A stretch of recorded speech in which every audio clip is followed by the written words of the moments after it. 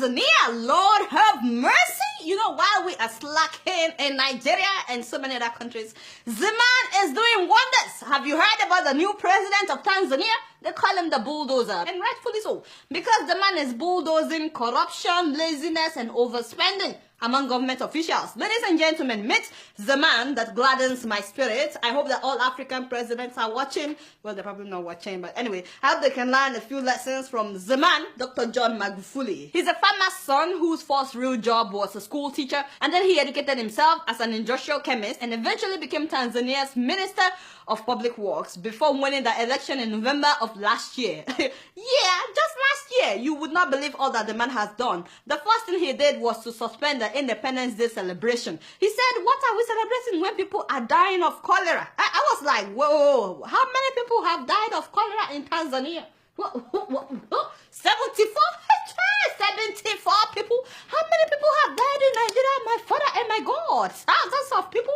Boko Haram has killed thousands of people in Nigeria, and we did not suspend any party or ceremony. Even our new president was in Ogun State, you know, celebrating in Ogun State after the incident that happened in Dalori. Meanwhile, a president cancelled Independence Day celebration because like 70-something people were killed by cholera. So they were supposed to spend 4 billion Tanzanian shillings on that ceremony. But Magufuli said, no. So you see, that money should be used for the expansion of a 4.3-kilometer section of the road from Morocco to Mwanga in order to ease traffic congestion. Tell them that is what I'm talking about. Now for the Independence Day ceremony, the man commanded that that people should get out of their houses and go and clean their streets and all the corners in order to stop the spreading of cholera. He didn't stop there. Himself came out, Mr. President himself. He got on the streets, cleaning up the streets. My eyes got big when I saw that video. When we nominated Dr. Magufuli to be our candidate, we knew the style, the type of leadership that he represents. We needed, his style and his way of doing things. We expected him to do exactly what he's doing.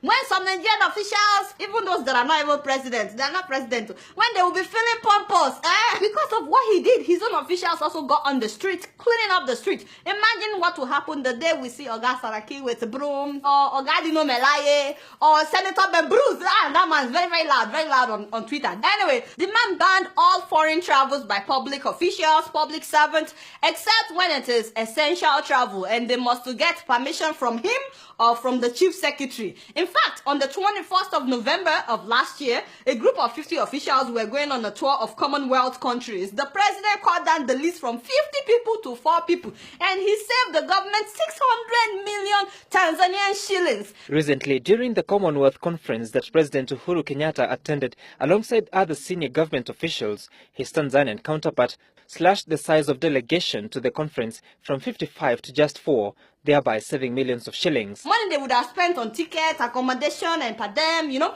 more traveling abroad for all these officials. He said, well, the high commissioners and the ambassadors and the embassies abroad should be representing Tanzania when they are invited. Which makes a lot of sense. Why are they abroad if we also have to be going abroad, No more first class and business class travels for all officials except Mr. President, the Vice President, and the Prime Minister. Only 3 people. No more business class flying. That means they have to fly economy. Oh my God!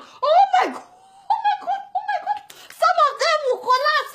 Reminds me of Thomas Sankara of Burkina Faso. No be so? Yes, that's what I'm talking about. The man has cancelled all meetings, no more workshops and conferences by government officials and public servants inside fancy hotels. He said no more inside fancy hotels. He said that every ministry has ministerial boardrooms. No be so? Use that one for your meetings. And that is what they are now doing.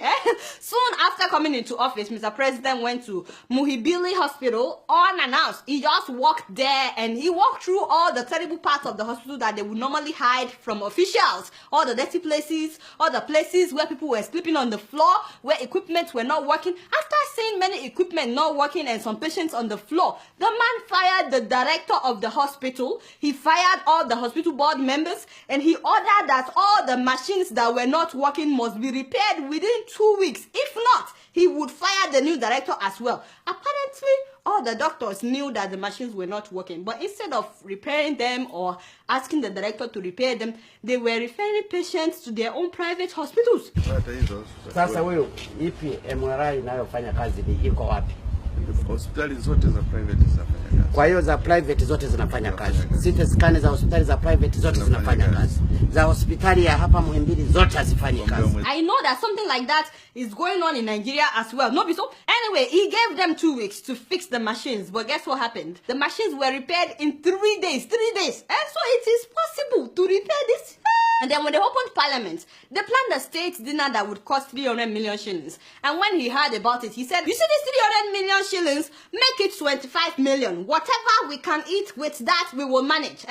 Now, the rest of the money, he said they should use it to buy hospital bed for that hospital that he visited, you know, Muhimbili Hospital. So they bought 300 brand new beds and mattresses and 600 bed sheets from that money. Can you imagine? They would have eaten with that money and that would have been the end of it. Now they have 300 brand new beds to admit people into the hospital. By the way, he said that why were engineers using V8 engine vehicles when they were supposed to be using pickups? He said that is more suitable for their jobs. So now they've changed all the vehicles. No more sitting allowances for officials. He said, how the hell are you paid allowances for a job which you have a monthly salary? That also applies to members of parliament, by the way. No more sitting allowances. It was so funny when I heard that the day after he was sworn in, the State House officials were showing him around, you know, his new residence, but he was not really impressed by that. Instead, he decided to take a walk to the Ministry of Finance. He got there and he told them to get their acts together. He asked why some employees were not in office yet, and I heard that since that day, the traffic jam in the mornings has really increased because people no longer show up late to work after Mr. President's visit. Now he ordered that no more tax exemptions for the big people. Everybody must pay taxes, including the big people. The other day, when he was going to officially open parliament, instead of him to fly the 600 kilometers, the man decided to drive. He drove the whole 600 kilometers from that to Dodoma. He has reduced his own convoy. He even reduced the presidential delegation that travels with him. He surprised everybody when he chose a female vice president. All the big boys were shocked. They were like, what? It's a new day in Tanzania. And then he chose a prime minister that nobody has heard about. They said that this guy has a reputation for hard work and no corruption. All the big guys that thought that they would be prime minister are still in shock, by the way. So after his visit to the Ministry of Finance and that hospital, without announcing, all the other ministries have fastened their belts. Everybody is now hardworking, including a sector that people consider very corrupt. That is the port, where people normally pay bribe to get their stuff. I heard that it has suddenly become the most efficient place. No loads are missing, things are done quickly, and you cannot get your container without paying bribe. And finally, all individuals and firms that bought state companies that were privatized, they've been told to either get to work or hand over that sector with immediate alacrity, hand it over back to the government. Some of them, I heard that they've not done anything in like 20 years, but now all of a sudden, they're all awake, doing stuff. The man has literally pressed the reset button in Tanzania. It's a new day in Tanzania. His motto is Hapakazi True. Some of you that are not from Tanzania, you probably don't understand. Don't worry, I will teach you. What that means is here, all we do is work. We serve, nothing else. Yes, his people are happy. Of course, the big people are not that happy, especially the corrupt ones, you know. But all the small people, like myself, they're very happy. Ugandans want their president to be like him. They wrote an article about it. South Africans want their president to learn 10 things from Tanzanian president. And of course, I want my president to learn from this man, 3 Gosa. So the president of Tanzania, Gosa. Now, having said that, my guy, we are very happy. We love you.